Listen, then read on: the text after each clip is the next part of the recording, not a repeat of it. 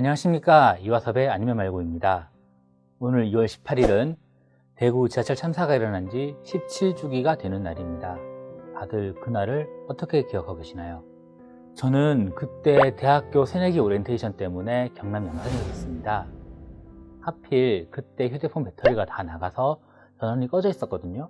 그래서 타지에 있던 친구들이 제가 대구에 있으니까 저보고 괜찮냐, 휴대폰이 꺼져 있어서 걱정 많이 했다 이러면서 연락을 해오더라고요. 그때 중앙로역에 그런 일이 있었는지 모르고 있었던 저는 집으로 돌아오는 길에 있던 버스 정류장 신문 가판대에 있는 신문 헤드라인을 보고 나서야 사고가 크게 났구나 하고 알았습니다. 이후 흰색 국화꽃을 들고 사고 현장에 가기도 했었고요. 사고가 일어난 지 17년이 지난 지금 당시 사고 현장에 계셨던 분들의 고통은 계속되고 있지만 우리들의 머릿속에서는 점점 희미해져 가고 있는 것이 사실입니다. 그래서 대중문화 속에서 대구 지하철 참사는 어떤 모습으로 그려지고 있는지 한번 살펴봤습니다. 대구 지하철 참사를 다룬 영화는 로봇 소리 그리고 힘을 내어 미스터리 두 편이 있습니다. 힘을 내어 미스터리는 지난번 아니면 말고에서 다룬 적이 있기 때문에 조금 뒤에 얘기하겠습니다. 로봇 소리의 내용은 10년 전 실종된 딸을 찾는 아버지 앞에 세상 모든 소리를 기억하는 로봇이 등장하게 되고 이 로봇과 함께 딸을 찾아 나서면서 벌어지는 이야기를 다루고 있습니다. 짧은 줄거리만 보면 17년 전 그 참사와 별로 연관성이 없어 보이지만 사실 아버지가 찾고 있는 딸은 실종된 게 아니라 대구 지하철 참사로 숨졌다는 사실이 영화에 나옵니다. 이 영화에서 대구 지하철 참사는 각색 과정에서 들어갔다고 하는데요.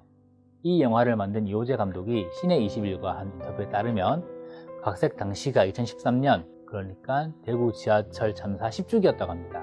그때 우연히 관련 다큐멘터리를 보게 됐고 마지막 순간에 소중한 사람에게 휴대폰으로 연락할 수 있었던 사례가 관심 있게 다가왔다고 말씀하셨습니다. 로봇 소리에서 대구 지하철 참사는 아버지와 딸의 인연을 단절시킨 사건으로 기능했습니다. 힘을 내어 미스터리는 칼국수집을 운영하는 정신지체 장애인 철수가 자신의 딸이라고 하는 소녀 샛별과 함께 몰래 대구로 여행을 오면서 벌어지는 일을 다루고 있습니다. 이 영화에서 철수는 원래 소방관이었는데 대구 지하철 참사에서 자신의 아내를 구하려다 결국 아내를 구하지 못하고 자신은 정신지체 장애인이 되고 말죠. 이 영화에서도 대구 지하철 참사는 주인공의 캐릭터와 배경을 만든 도구로 사용됩니다. 두 영화를 살펴보면 공통점이 있습니다.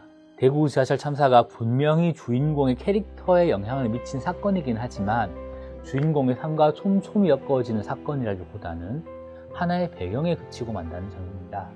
그래서 유가족의 아픔이나 당시 사고를 당하신 분들의 아픔에 대한 후일담 이야기를 다룬 작품은 드문 편입니다. 사실 그 영화에서 벌어진 실제 재난을 다루기 쉽지 않습니다. 한국 관객들이 실화 소재에 예민한 탓도 있고요. 참사를 재현하려 할 때 시간적 거리가 있지 않으면 영화로 받아들이기 어렵기도 하기 때문입니다. 영화 타이타닉을 생각해보면 타이타닉호 침몰이 1912년에 있었지만 본격적인 영화로 만들어진 건 1997년이었죠. 그 전에 포세이돈 어드벤처와 같은 영화가 있었지만 타이타닉호 침몰 사고를 소재로 한 건 아니었죠. 이처럼 실제 참사를 영화로 옮긴다는 것은 해당 유족의 허락이 없다면 쉽게 만들어질 수 없습니다. 더욱이 희생자가 수백 명에 달하는 사건 사고를 본격적으로 다루긴 더더욱 불가능할 것 같습니다. 대구 지하철 참사는 대구 시민에게 많은 상처로 남아 있습니다. 그리고 이제는 점점 미디어에서도 잊혀진 사고가 되어가고 있죠.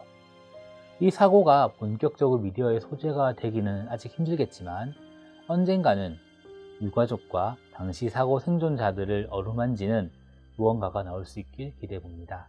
이화섭이 아니면 말고 오늘은 여기까지입니다. 감사합니다.